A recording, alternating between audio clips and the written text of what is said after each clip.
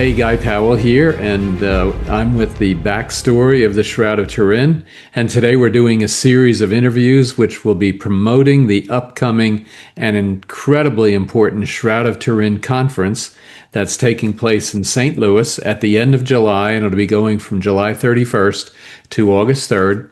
Today I'm talking with Nora Creech. And she is an incredibly great Shroud proponent. She's a longtime researcher and speaker on the Shroud, and she'll also be speaking at the conference. So let's dive in. So welcome, Nora. So good to have you. Thank you, Guy. I'm delighted to be here. Yeah, fantastic. So what first drew you into the Shroud of Turin? Well, when you said longtime proponent of the Shroud, you weren't kidding. I learned about the Shroud in 1978 when I was a student in high school, and I lived in Boulder, Colorado, and one of the Shroud researchers was a member of my church. So Rudy Dichtel, who was a part of the original STIRP team, when he came back from his time in Turin, he started giving lectures in our community. And my father was very interested in the Shroud. So my father would go, and I was very close with my father. So I would go along with my father. We heard Rudy talk many, many times about his experiences in Italy with the Shroud. And it was such a revelation to get to learn directly from him and to hear all of the new things that were coming out about the Shroud from a person who'd actually studied it personally. Yeah, and Rudy is he's definitely a big member of the STIRP, the Shroud of Turin Research Project, and he was part of that. And so, wow, what an experience to have him at your church and be able to ask him directly as you're learning and really becoming familiar with the Shroud. It was a tremendous blessing, and he also was a professor at my university. So I went to the University of Colorado, and Rudy was a physics professor there. He very bashfully told me he does not remember me from back then, but we are very closely acquainted now. But I appreciated his honesty, but it was a great honor and privilege for me to get to know him as a young person. I will say that I didn't do a lot with what I learned about the Shroud until I had my own children. And it was when my own children were learning more about the faith and they were going through religious education classes at church. And I thought at that time that the Shroud was a really wonderful opportunity to connect the dots for them about their faith.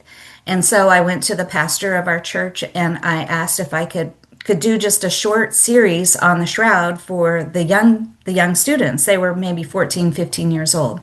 And he said, "Well, let's give it a try and see how it goes." And the kids just loved it. The young people, especially the boys, were very fascinated by all of the forensic information.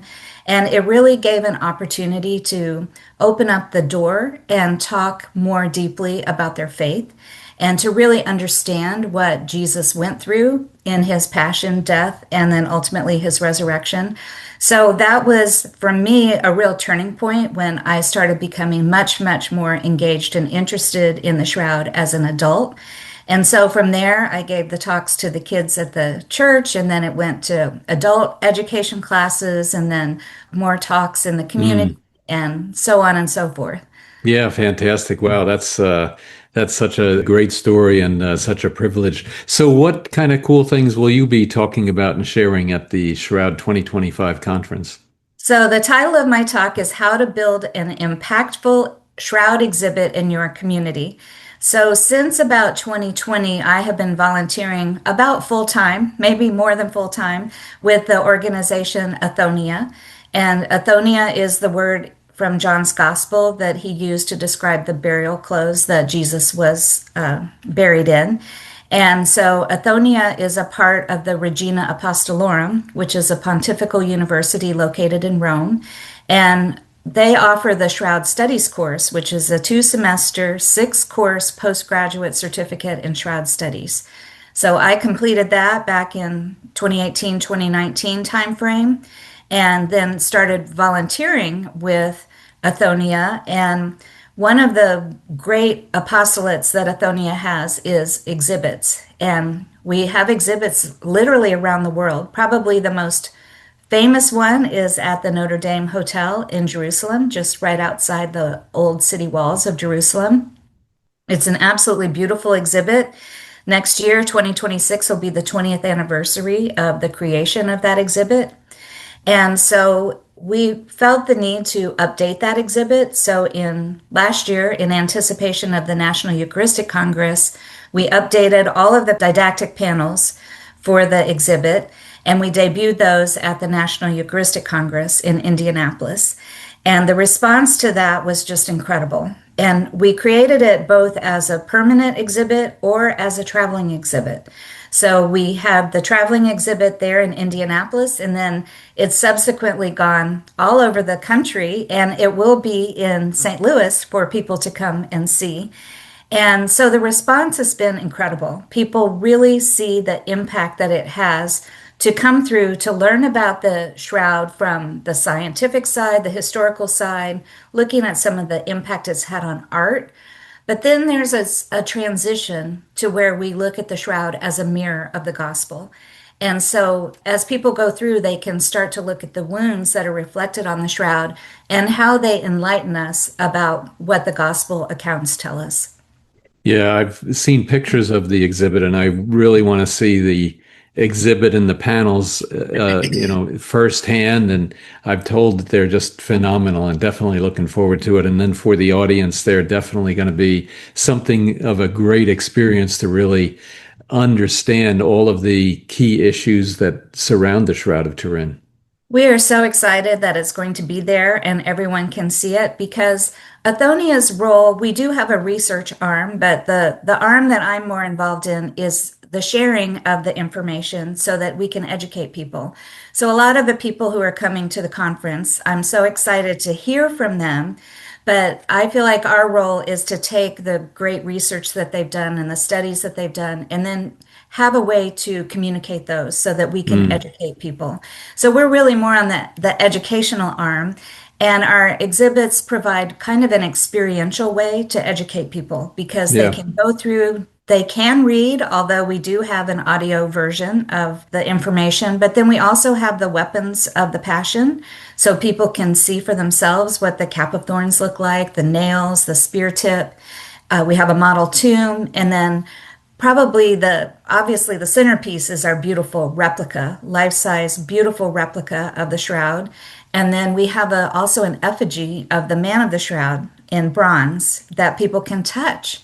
And especially with the children that have seen this around the country, they're very, very impacted by being able to put their hands actually on the effigy and into the wounds. It's very, very impactful. Yeah, if I were to do that, I would feel like Thomas, putting my hands in his wounds, and then finally for him to be able to see and believe, so to speak, is what John said. So, one of the challenges, though, that is out there for shroud authenticists like ourselves is, my faith is strong enough. I don't need a relic to support my faith. How do you respond to that?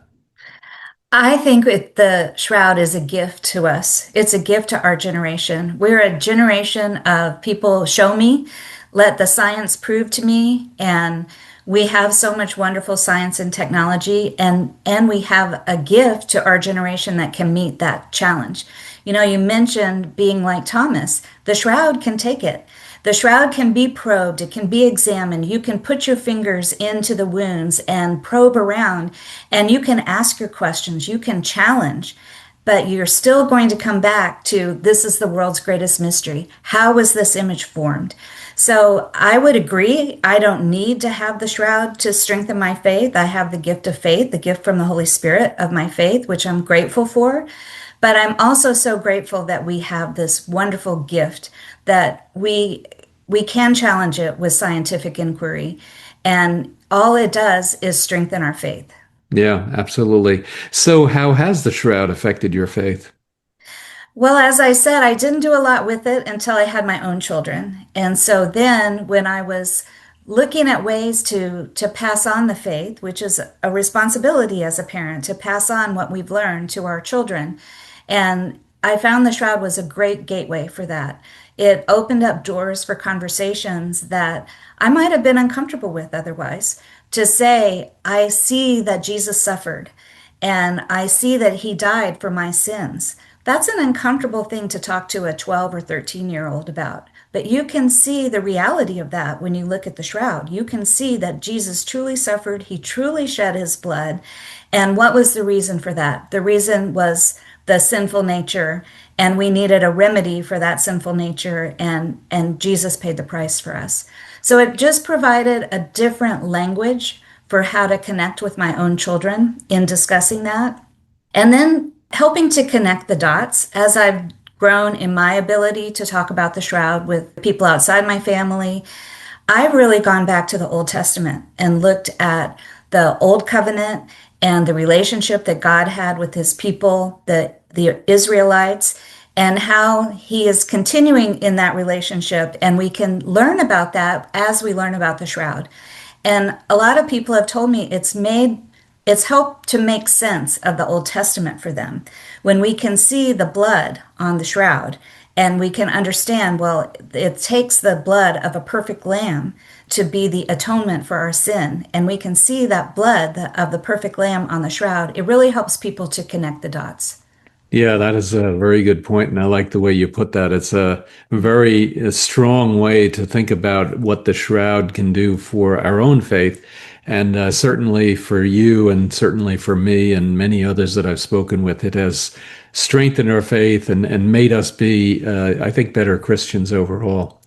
Nora, thank you so much. I really appreciate it. And for the audience, I hope you find this discussion very intriguing and interesting. And we want you to come to the Shroud of Turin 2025 conference, which will be in St. Louis, July 31st to August 3rd. And you can find out more information on that at shroud2025conference.com, shroud2025conference.com. And then, of course, you'll see the full lineup of speakers. And then also, we want you to register to attend and hope to see you all there. Nora, I'm definitely looking forward to seeing you there as well. Thank you, Guy. Thanks for this opportunity and all you're doing for the conference. I look forward to being there. Thank you. Absolutely.